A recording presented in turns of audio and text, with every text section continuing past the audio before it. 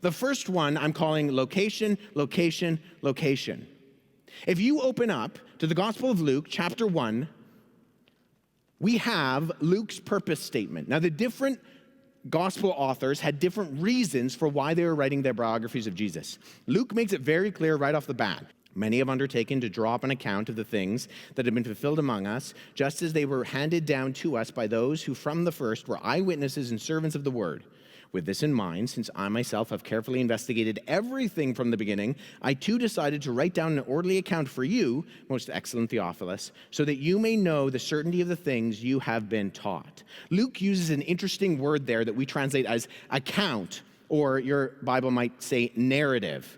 It's a Greek word that other ancient Greco-Roman writers also use. And in using that word, they do so to describe how to write good history. In fact, there was a guy named Lucian who literally wrote a document called How to Write History, and he uses this word in saying this is how you do it properly.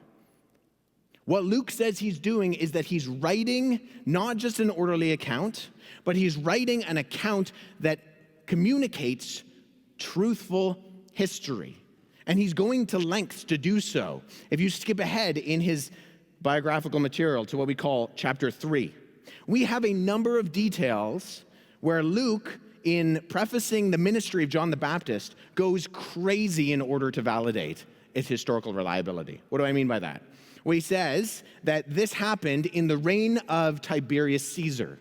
Not only that, but he says that it also happened when Pontius Pilate was governor. And it's interesting that he describes Pontius Pilate as governor of Judea. Why? Well, because where Luke describes Pontius Pilate as governor, other ancient historians, very prominent ancient historians, describe Pontius Pilate incorrectly. There was a guy named Tacitus. Tacitus basically wrote down the majority of what we know about the Roman Empire and emperors.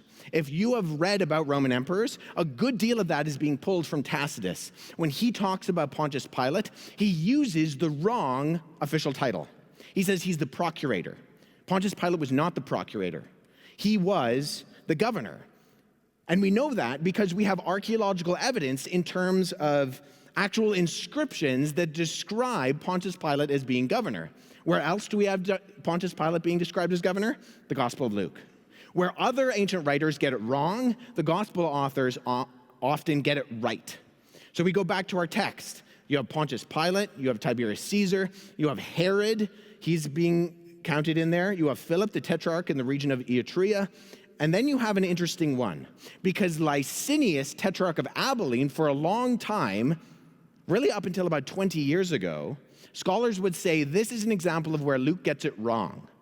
Now, others would say, maybe it's just like Tacitus. Maybe he just doesn't understand what's going on, and so he uses an individual who wasn't really there, because Josephus, who I mentioned before, describes this guy, Licinius, tetrarch of Abilene, as living before the time of Jesus. So you can't have him ruling during the time of Jesus, during the time of John the Baptist, if he's no longer alive because he was living beforehand. Until about 20 years ago, when they found an inscription stone that came from the time of Jesus, was prefaced as being at the time of Tiberius Caesar, and it says, Licinius Tetrarch established this street and other things.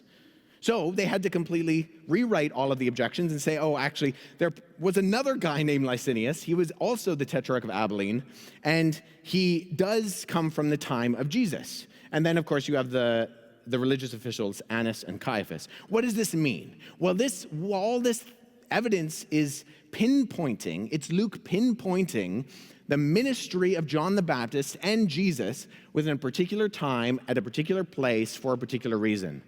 Luke isn't just writing a theological document. Luke is writing a historical document, and he wants you to know with an incredible level of accuracy, because he doesn't have to go through all these names.